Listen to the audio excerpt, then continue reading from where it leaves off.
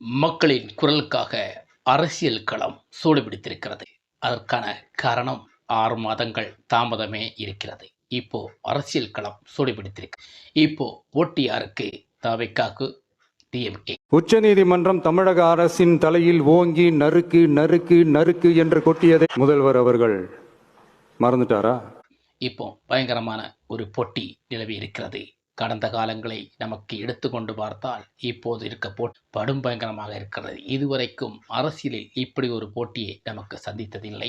தவிக கட்சியில் கரூரின் சம்பவத்துக்கு பிறகு அவர் பொதுக்குழுவில் லைவாக பேசிய சில வார்த்தைகள் அது மட்டுமல்ல, நம் தல அஜித் சில விஷயங்களை பகிர்ந்திருக்கிறார். கரூர் சம்பவத்தை பற்றியும் சில விஷயங்களுக்கு ஒரு அறிவுரை சொல்லியிருக்கிறார்.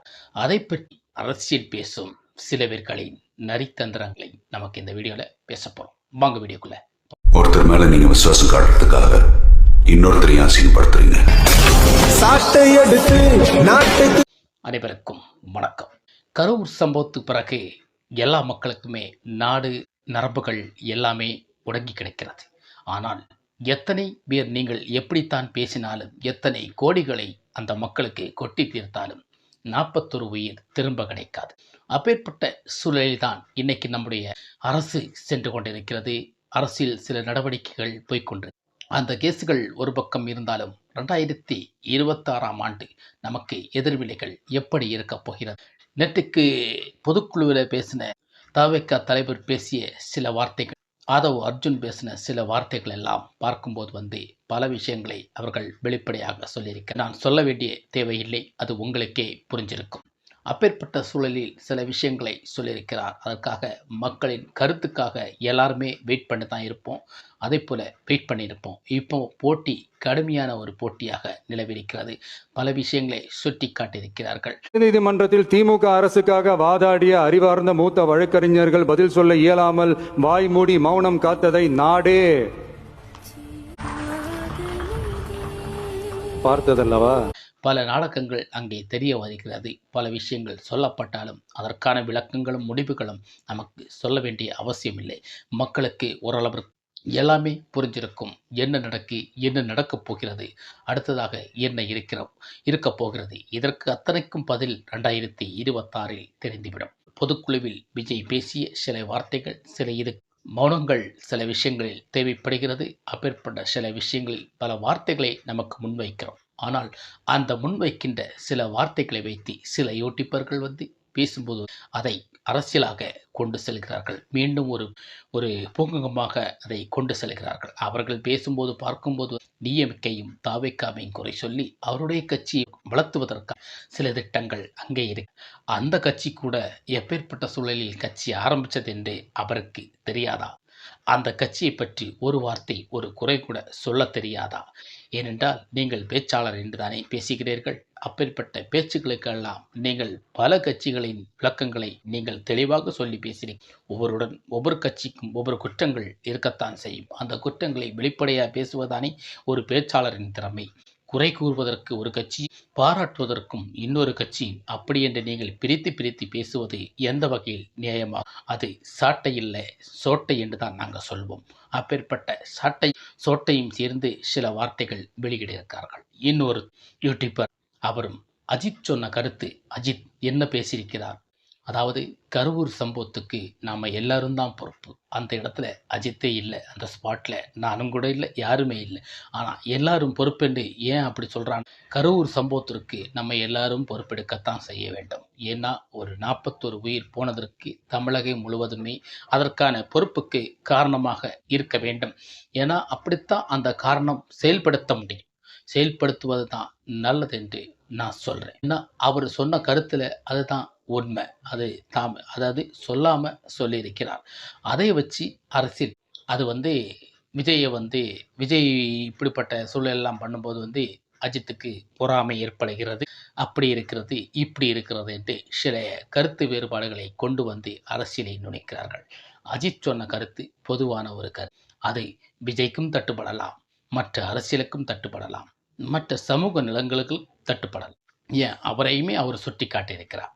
இப்பேற்பட்ட மனிதாவி பேச்சு யாருக்கு வரும்? அப்படி நீங்கள் செய்திருக்குமா என்றால் உங்களுக்கு பல விஷயங்கள் பல சாதகமாக இருக்க முடியும். ஆமாம், உண்மைதான். அதாவது தன் பெருமையும் பெரும் மதிப்பையும் கொடுப்பதற்காக எத்தனை உயிர்களை நமக்கு இழக்க நேரிடும். நாம் கூட்டம் கூடுவதற்காக கூட்டத்தை கூட்டு என் மதிப்பை காட்டுவதற்கான திட்டங்களில் பல உயிர்கள் வேட்டையாடி கொண்டுலாம் இருக்கிறது. அதை பற்றிலாம் சுட்டி காட்டியிருக்கிறார். இதை நீங்கள் ஏன் அரசியலாக கொண்டு செல்கிறீர்கள்? ஒரு நலத்திட்டங்களில் ஒரு வார்த்தையாக அதை கொண்டு செல்ல, ஆனால் அங்கேயும் ஒருவர் அதை பற்றி அரசியலாக பேசுகிறார். விஜய் மீது இவருக்கு பொறாமை அதிகமாக இருக்கிறதுனால விஜய் பற்றி இப்போ தாக்கு. யார் யாரை கண்டு எனக்கு ஒன்றும் புரியலைங்க, இன்னும் திருந்த மாட்டேங்களா அப்படின்னு தாவக கட்சியை பற்றி சில பேர் சொல்கிறார்கள். இன்னும் நீங்கள் திருந்த மாட்டேங்களா? ஏன், எப்படி திருந்த? ஏன் ஒரு கட்சியை கண்டு ஒரு கட்சி பயந்து வாழணுமா? அப்படின்னா அரசியலில் யாருமே வரக்கூடாது, யாருமே அரசியல் பண்ணக்கூடாதுல்ல. அப்பேற்பட்ட நிறைய சூழல்கள் இருக்கிறது. ஒரு கட்சியை கண்டு ஒரு கட்சி பயந்து வாழணும்னா அந்த அரசியல் செயல்பாடுகள் நமக்கு தேவையில்லை என்று தானே அர்த்தம். தெரிஞ்சாங்க. ஏன் நம்ம இன்னைக்கு கருப்பு சிவப்பு சைக்கிளோட உங்களுக்கு ஆதரவு கொடுக்குறேன்னு சொன்னாரு, உங்களுக்கெல்லாம் நன்றி உணர்வு இல்லை? என்ன ஏன் அப்படி பயப்படணும்?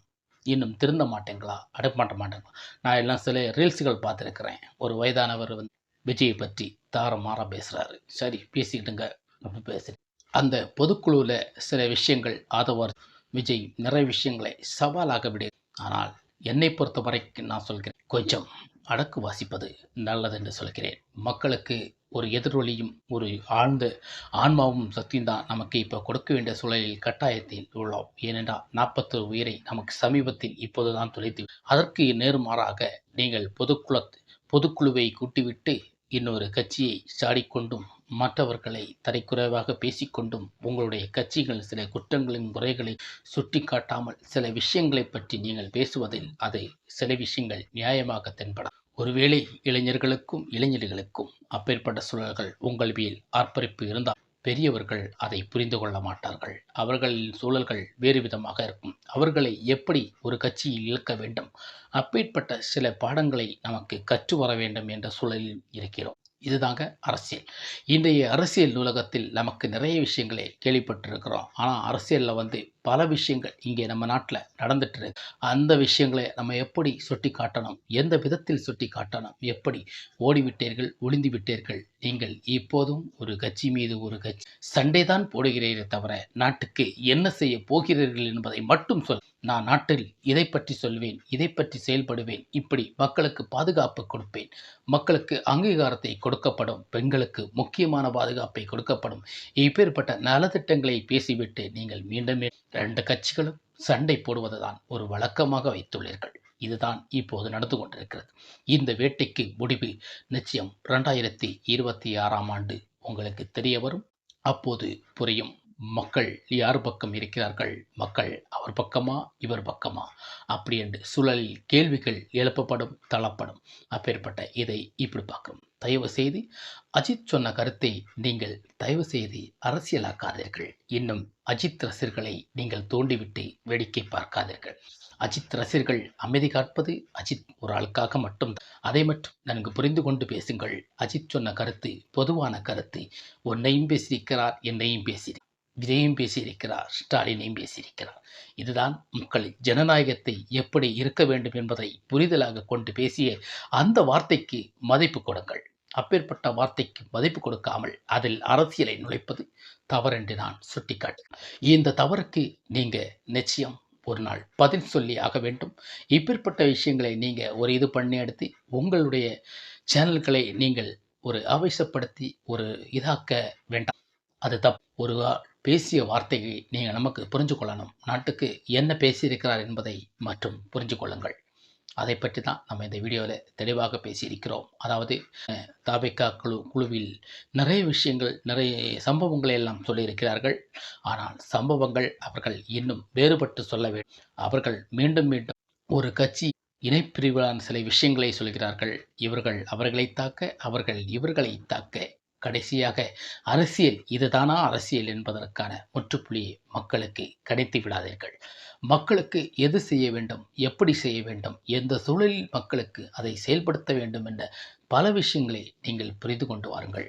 அதுதான் உங்களுக்கு நல்லது, இந்த நாட்டுக்கு நல்லது, நம்ம வீட்டுக்கு நல்லதாக இருக்கும். மீண்டும் மீண்டும் சொல்லி அஜித்துடைய கருத்தை நீங்கள் அரசியலாக்காதீர்கள். பொங்கிய அதுதான் உண்மை.